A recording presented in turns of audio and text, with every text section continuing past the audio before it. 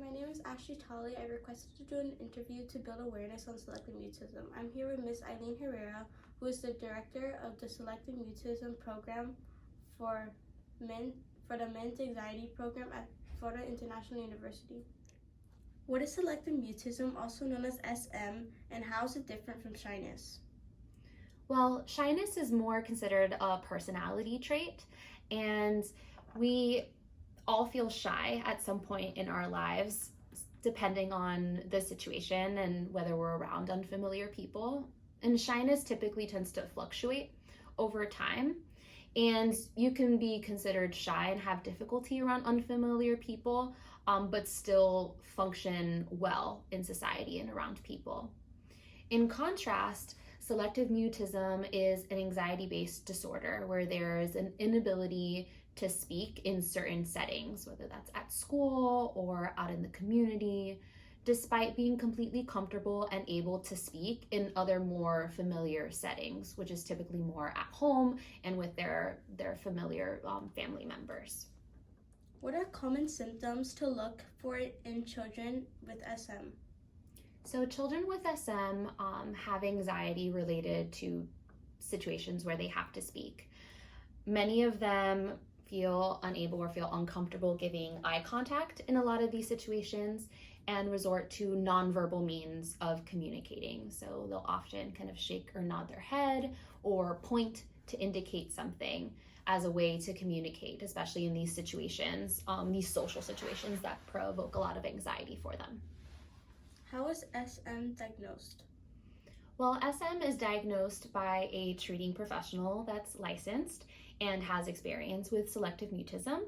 Typically what's done is what we call a diagnostic assessment conducted with parents that gets information about the presenting problem and the difficulties that the child's facing, getting a sense of how they're communicating in all of these different settings.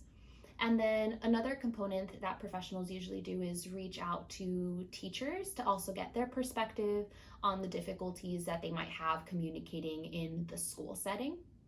And then another component of diagnosis is that there'll be an observation where the professional will observe the child and the way that they interact with certain people. What is the treatment for children with SM? So behavioral and cognitive behavioral strategies are the most widely supported treatment for children with selective mutism. Behavioral strategies really consist of exposing the child and having them practice all the different kind of situations that make them nervous or uncomfortable in this kind of step-by-step fashion, using positive reinforcement as a way to reward them for their brave behavior and for them facing their fears.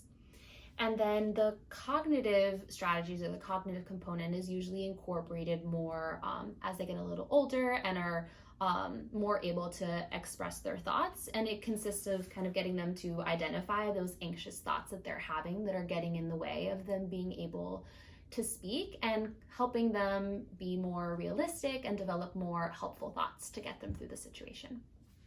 Why is seeking therapy for SM so important, and how does treatment of an older child differ from a child who was diagnosed and started treatment earlier? So it is very important to seek help for selective mutism when noticing that the child is having difficulty in social situations.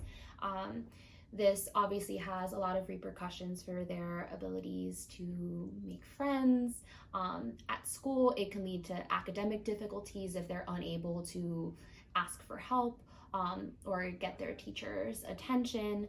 And what we find is starting treatment early provides like the best results and quicker, more smoother results. With an older child where there's a lot of history of having these interactions or nonverbal means of communicating, can make it a little more difficult to start change. So that is why we definitely advocate for beginning treatment as early as possible. And treatment for an older child with a selective mutism definitely incorporates more of those cognitive strategies that I had mentioned earlier, because they're more able to articulate and express their thoughts that's getting in the way of them being able to to speak in these situations where they're having difficulty. In order for a child to get treated for SM, should a parent look for special qualifications in a therapist? I'd definitely recommend finding a treatment provider that has experience with treating selective mutism. For instance, here at FIU, with the Center for Children and Families, we have our MINT anxiety program that has various services for selective mutism.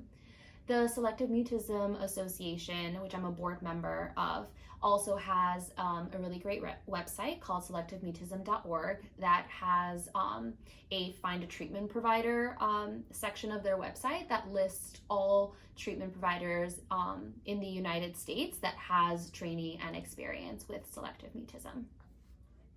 Can SM be completely overcome?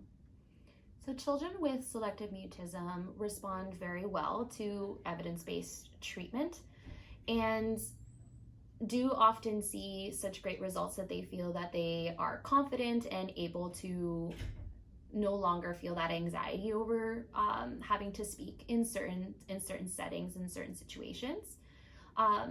However, there's a lot of families that also still feel like they continuously have difficulty, but it's more about they now have the skills to face their fears and they continue to push themselves and just make sure that they continue to practice and use the skills whenever their anxiety does come up throughout their life. When is using medication necessary for treating SM?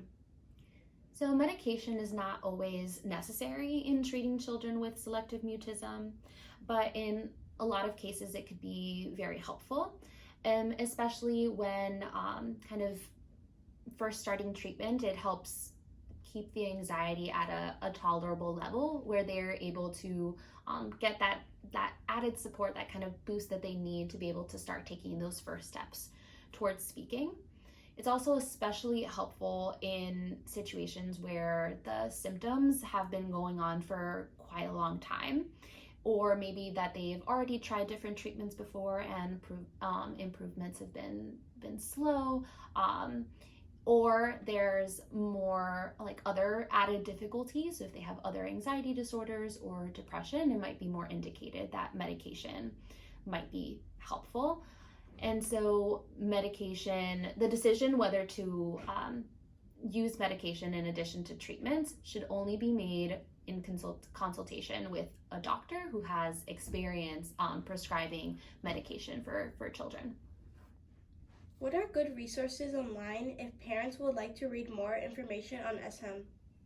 So as I mentioned before, the Selective Mutism Association has their website, selectivemutism.org.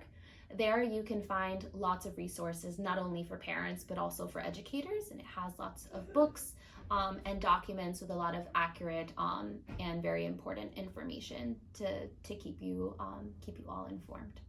What services are offered at FIU's Center for Children and Families? So here at the FIU Center for Children and Families, we offer a variety of services for selective mutism. First of all, we have our Brave Bunch Summer Treatment Program, which is a week-long intensive summer camp for children ages 4 to 10 with selective mutism. Throughout the year, we also offer individual weekly services and weekly group services, and those are happening year-round. I want to thank Ms. Herrera for agreeing to this interview. I hope that this interview was helpful for understanding selective mutism, the importance of diagnosing it early, and learning more about treatment. Thank you for having me. Thank you again.